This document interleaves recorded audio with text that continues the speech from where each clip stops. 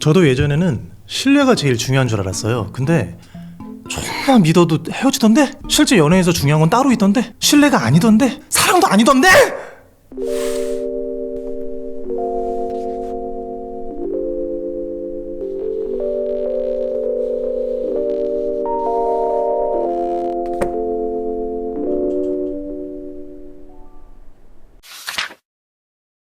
이번 영상은 슬기로운 연애생활 마지막 편입니다. 원래는 더 많은데요, 조금 지루해 하시는 것 같길래 급하게 마무리합니다. 내용이 조금 무거웠나봐요. 조금 편하게 해라 이런 말을 많이 해주시더라고요. 그래서 이번 영상은 정말 편하게 해보겠습니다. 하지만 내용은 굉장히 중요하다는 거 기억하세요.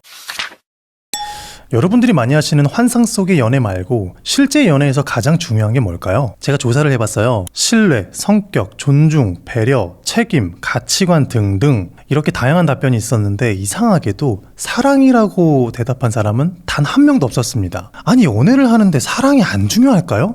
맞아요, 안 중요해요. 사랑 없이도 연애 잘하는 사람 많습니다. 사랑은 충분 조건일 뿐 필요 조건은 아닌 거예요. 이제 적어도 현대 연애에서는 말이죠. 그렇다면 대체 뭐가 중요할까요? 무엇이 여러분들을 축구공처럼 뻥 차이게 만들고 누군가를 차게 만들며 무엇이 건강한 연애를 만들고 무엇이 삐걱대는 연애를 만드는 걸까요? 답답하니까 빨리 말하라고요? 싫어요. 끝까지 봐요.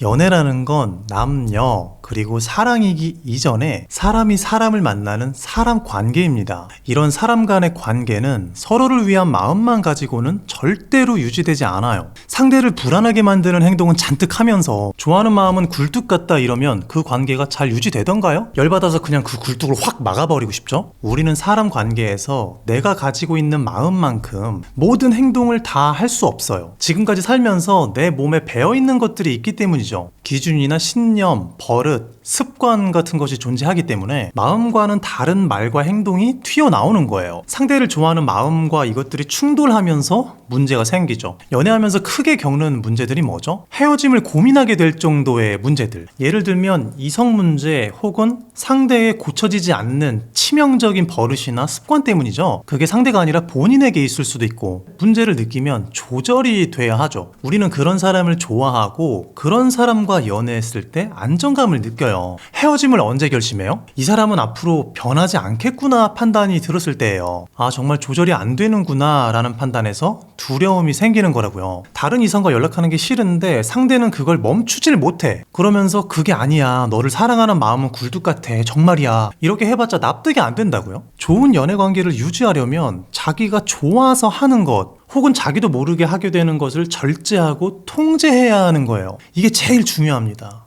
자기 통제.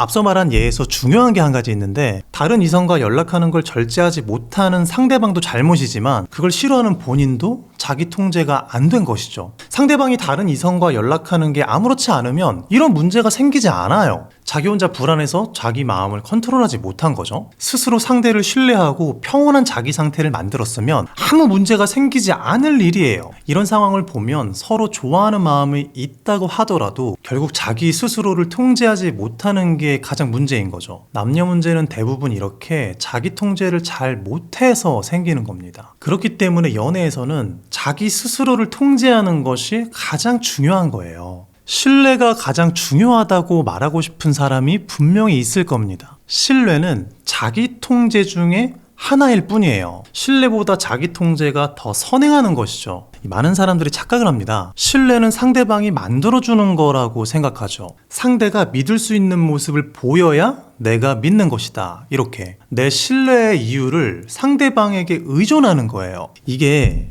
굉장한 오류거든요. 상대가 아무리 믿음직한 모습을 보여도 의심을 지우지 못하는 사람이 있어요. 믿고 싶어도 못 믿는 거죠. 반면에 상대가 의문점 투성이지만 맹목적인 신뢰를 갖는 사람도 있죠. 결국에는 상대방에게 의존하지 않아도 판단이 된다는 거예요. 이게 의미하는 바가 뭐냐면, 신뢰라는 건 상대가 주는 정보에 의해서 생기는 것이 아니라 나 스스로가 선택하는 거란 얘기예요. 내가 하는 거라고요. 상대를 믿기 힘들지만 관계를 위해 나 스스로를 통제해서 믿는 사람이 되는 것이죠. 통제를 못하면 계속 의심하고 집착하는 겁니다. 의심이 많거나 집착이 심한 사람, 자기 통제를 잘 못하는 대표적인 예라고 볼 수 있어요.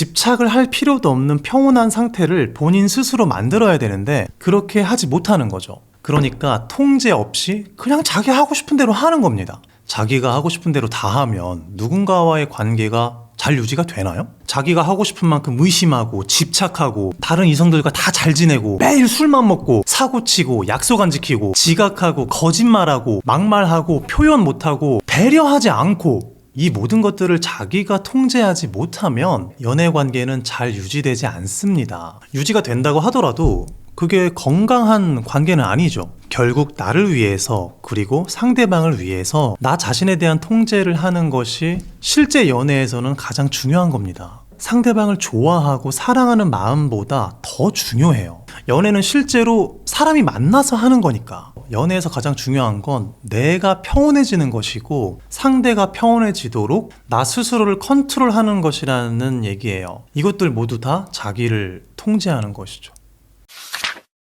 이게 여러분 말이 굉장히 복잡해 보이지만 굉장히 단순한 얘기예요. 관계를 잘 유지하기 위해서 내 행동 관리를 잘 해야 된다는 얘기죠.